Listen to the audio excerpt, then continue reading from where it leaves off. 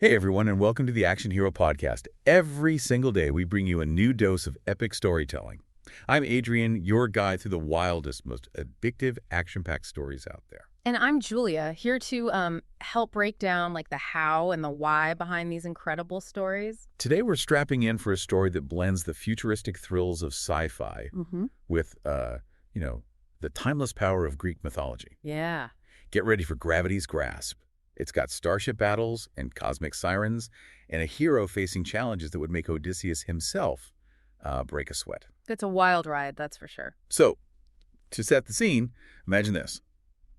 The starship Ithaca, kind of battered after a brutal space battle, is lost and drifting light years from Earth. Okay. Their captain, a man bearing a striking resemblance to the legendary Odysseus, is faced with leading his weary crew through unimaginable dangers. Right from the start, you can feel the weight of this legacy, can't you? Yeah. It's not just a starship captain facing impossible odds. It's a modern-day Odysseus navigating a cosmic landscape filled with echoes of ancient myths. And it gets really interesting when they encounter these so-called space sirens.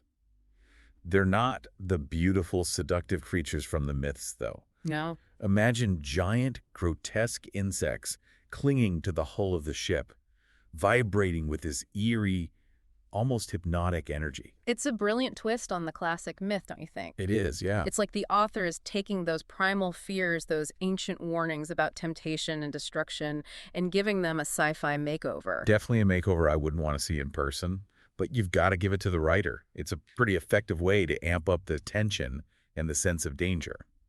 You know right away that these sirens are bad news, just like their mythological counterparts. Exactly. It plays on our collective understanding of these archetypes, these universal symbols of danger and seduction. We instinctively know that sirens, in whatever form they take, spell trouble. And this crew is in a whole heap of trouble. I mean, how do you even fight something that's essentially weaponizing sound? Well, that's where the human element comes in. Faced with this terrifying enemy, the ship's engineer, in a stroke of pure genius, comes up with a desperate plan.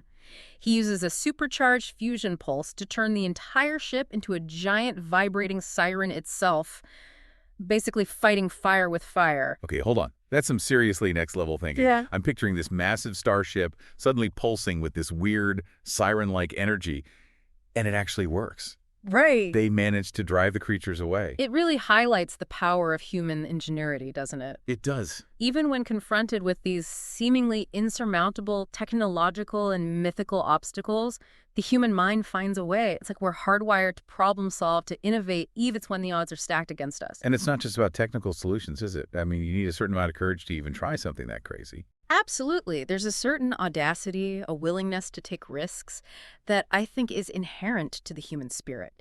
It's that drive to push beyond the limits, to find new ways to survive and thrive. And it's something we see time and time again in these epic stories, both ancient and modern. So they escape the sirens, but of course, their troubles are far from over. I mean, it wouldn't be much of an adventure if they just cruise back to Earth. You're absolutely right. The escape is just the first act, and their next challenge leads them to a planet that, at first glance, seems like paradise. Lush vegetation, vibrant colors, a sense of tranquility. Sounds amazing. Where do I sign up? Well, there's a catch. You see, this paradise is actually a trap. The planet is covered in these bioluminescent vines that, when touched, release a drug that induces a state of blissful forgetfulness. Whoa, hold on. Blissful forgetfulness. That sounds a lot like the lotus eaters from the Odyssey, the ones who tempted Odysseus' crew with a fruit that made them forget their homes and their desire to return. You picked up on that.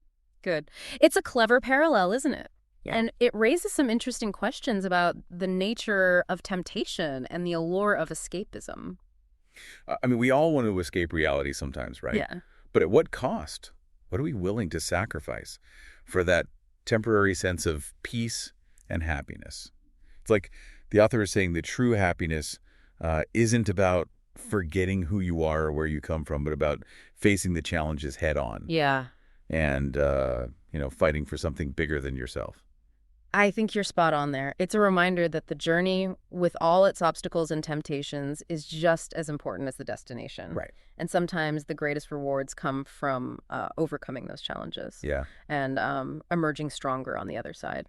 But let's be real, these guys aren't exactly given a moment to catch their breath. No. It seems like every time they turn around, there's another monster from Greek mythology lurking in the shadows. You're right about that. It's almost as if the author took all these classic figures and reimagined them for a sci-fi setting. Yeah. We've got the sirens, Right. the lotus eaters, and then they encounter a giant asteroid that's described as cyclopean, a clear nod to the Cyclops from the Odyssey. Oh, man.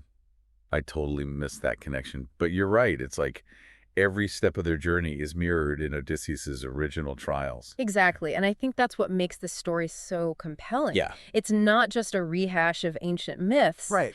but a clever exploration of how these timeless themes of courage and resilience and the struggle against adversity still resonate with us today. And let's not forget the way the author uses the science fiction setting to amplify these themes. I mean, a cyclopean asteroid?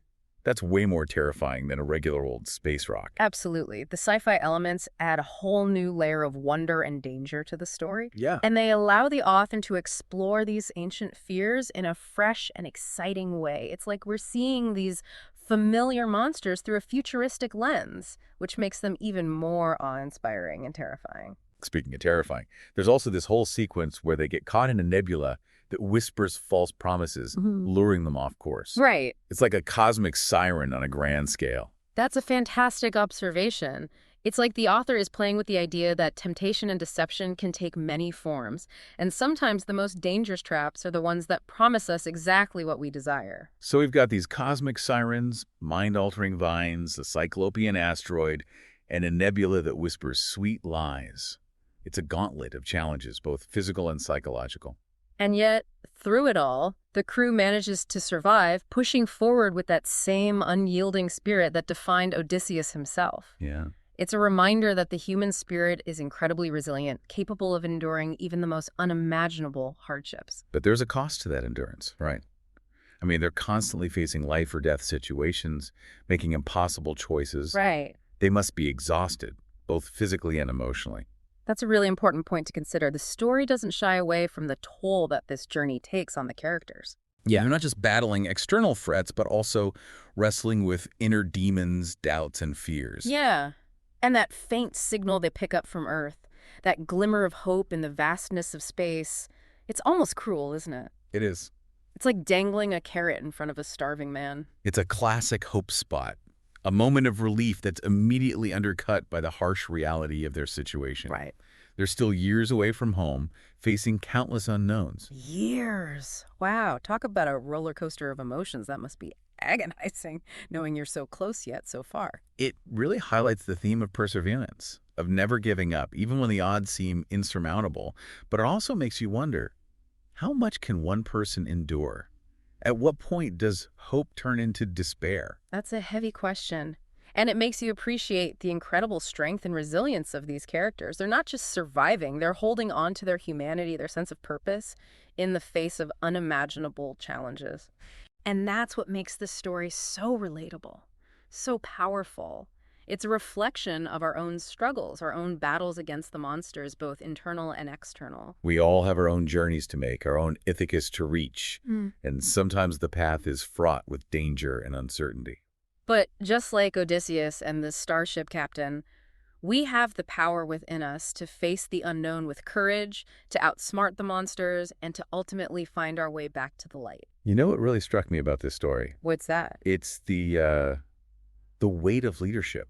Yeah. I mean, imagine being in Odysseus' shoes, responsible for the lives of your entire crew. Right. Not only are you navigating these insane cosmic threats, but you're also dealing with the emotional toll, the fear, and the uncertainty of everyone on board.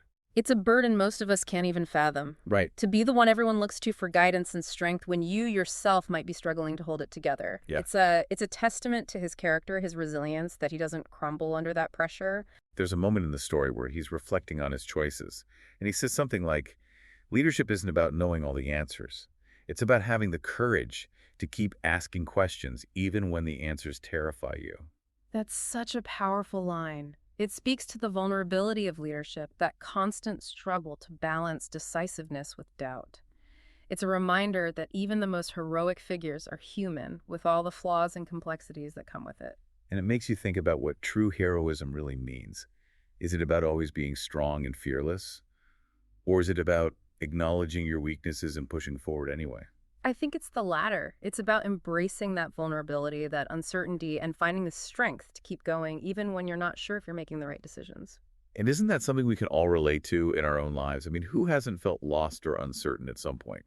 We all have our own challenges to face, our own monsters to battle. Absolutely. And just like Odysseus and the starship captain, we have the power to choose how we respond to those challenges. We can give in to fear and despair, or we can find the courage to keep fighting, to keep searching for that glimmer of hope. And sometimes that hope comes from the most unexpected places. Yeah. In this story, it's the bond between the captain and his crew, Yeah. that shared sense of purpose, that unwavering loyalty that ultimately keeps them going. It's a beautiful reminder that we're not meant to face our challenges alone. We need each other. We need those connections, those relationships that give us strength and support when we feel like we're falling apart. So as we wrap up this epic journey through Gravity's Grasp, what's the one thing you hope listeners will take away from this story? I hope they'll remember that even in the darkest depths of space, even when facing impossible odds, the human spirit can endure. Yeah. We have the power to overcome our fears, to find strength in our connections, and to ultimately write our own epic tales of courage and resilience. Beautifully said. And if you ever find yourself feeling lost, remember the words of our spacefaring Odysseus. Have the courage to keep asking questions, even when the answers terrify you. Until next time, stay heroic, my friends.